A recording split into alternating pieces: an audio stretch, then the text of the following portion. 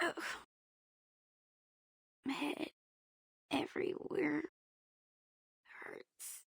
Did I get pulled into pieces or pieces? No! Lonnie, you're awake. I have just given you first aid for the wounds. For now, we will have to wait for Miss Tooth Fairy to administrate a thorough treatment when she comes back. Don't worry, she's very professional and skillful. You won't feel any pain in the process. Am I in the cabin? Then I'm not dead. Good, I'm not dead. You are safe. The critter is gone. Don't worry. Follow me. Take a deep breath. Hold my hand. Another deep breath.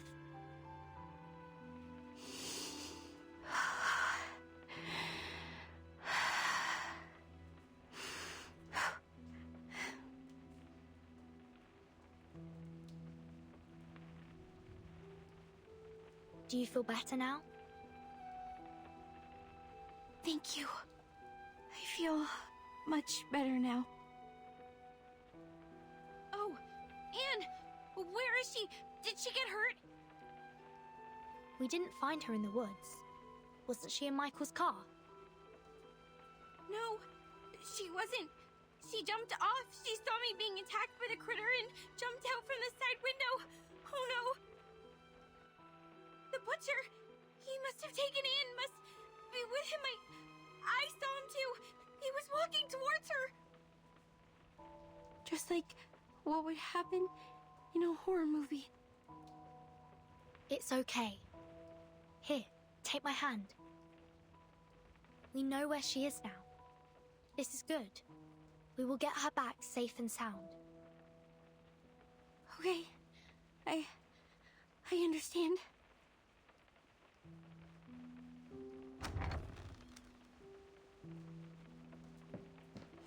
Miss Tooth Fairy, you're back.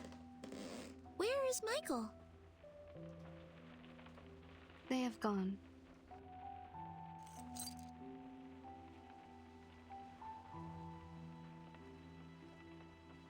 We are not able to catch up and intercept their car. It crashed on the edge of the woods in front of us. Crashed on the edge of the woods? What do you mean? I don't know either. The car was about to rush out of the woods, and then we heard a huge crashing sound. The front section was squeezed together, and the rear wheels were lifted in the air. And there was an explosion. Looks like the car was crashing into an invisible wall. It happened right in front of us, too quick and too astonishing. We got to the car. The fire caused by the explosion was being extinguished by the rain. We found no one but this key.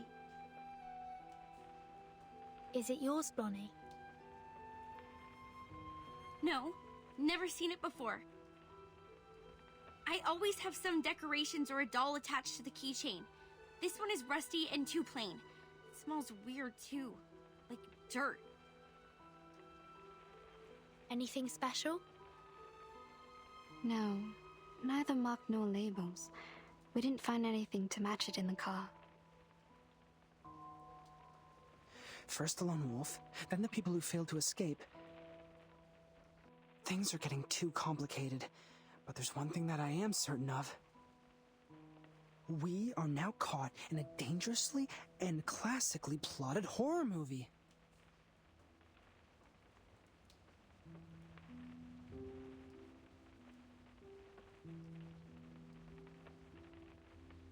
That means Anne jumped off the car in order to save Blondie from the critter's attack. Then she got lost.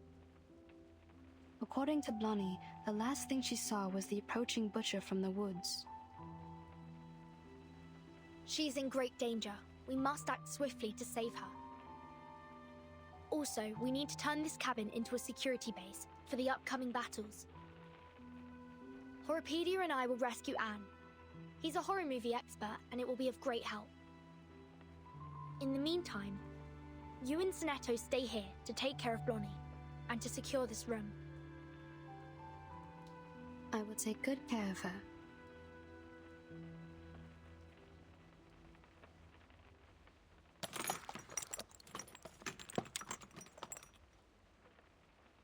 Ow! This hurts! Please bear with me for a minute. The wounds caused by critters are prone to tetanus. I need to thoroughly sterilize them. How about some painkillers? Give me some! I'm very sorry. I don't have any with me. Didn't you say your treatment wouldn't be painful? I'm terribly sorry for what you're going through, but this is not the typical kind of treatment that we used to receive from her. How did she do it then?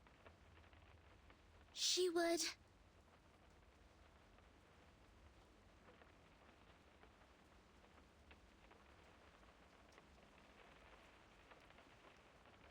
She would ask us to take the tooth fairies. That is, those golden elves in the glass jar. They're effective in treating toothache and other oral diseases, but also can be used to reduce inflammation, stimulates wound healing, and relieve headaches. You mean to eat this? Yes.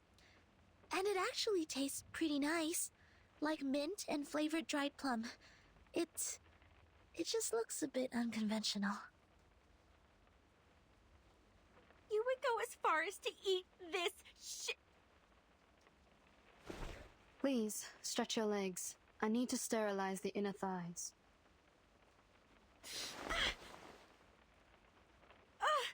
Ow! Okay, fine. I will take that. Bring me the little elflings. Sorry, Blondie. You can't eat tooth fairies as a treatment. Why can't I? Of course I can. I will just put it in my mouth and swallow with my eyes closed. This is not about you. It is my own rule of treatment. I have specific treatments for humans and arcanists correspondingly. Through our contact so far, I got to know that you don't consider yourself as an arcanist, and that's why I will not treat you as one. Are you upset about what I said? I owe you an apology. I shouldn't have been rude to arcanists in front of you. I know it hurt your feelings. I was not myself. I chose to live amongst humans, chose to be their friends, to be a different arcanist.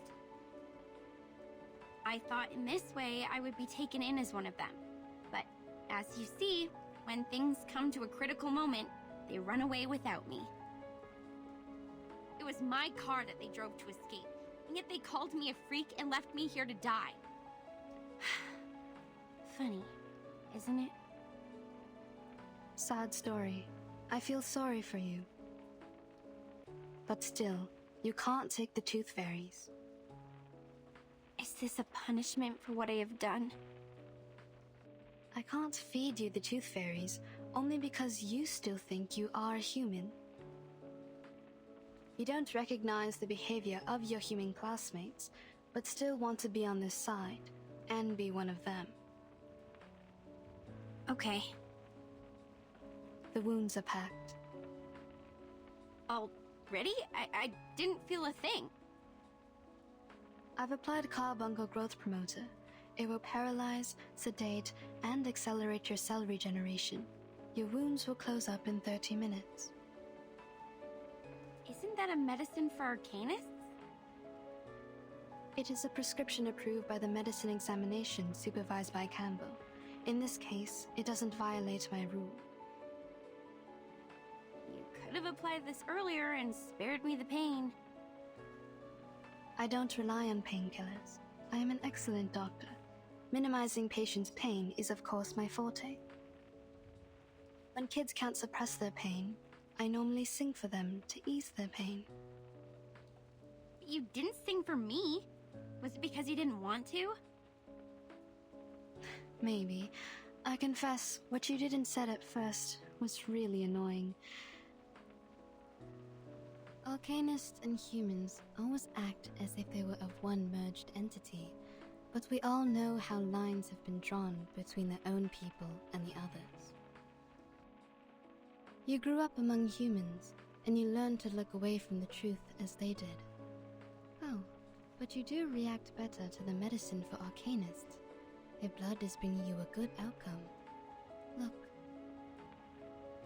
In another half an hour, your wounds will be fully recovered.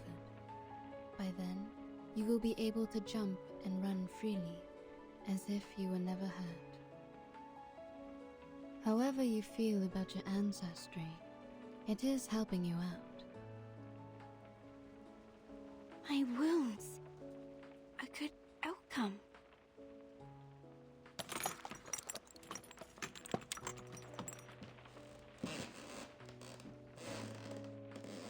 Miss Tooth Fairy, please wait.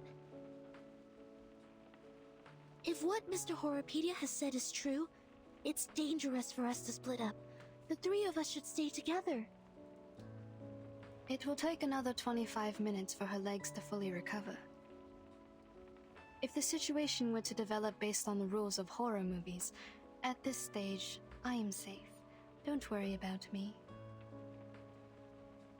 I see. Have you also done a lot of research about this genre? Not a lot. I just browsed the secret notebook left by Horopedia in the infirmary. I covered him from the instructors to keep his notebook. Since then, we became friends. Keep things from the instructors? Did you do this a lot? Not really. The rules were extremely strict. Except for Horopedia, I only had Vertin as a frequent guest. She pretended that she got a stomachache, lying in bed for half a class. She took many Toffies when she left. Timekeeper faked her illness? Ah, and that also explains her Toffies. You didn't know that? It seems I need to apologize to Vertin for letting out her secret. But thank goodness you are on her side now. Our negligence didn't cause much damage.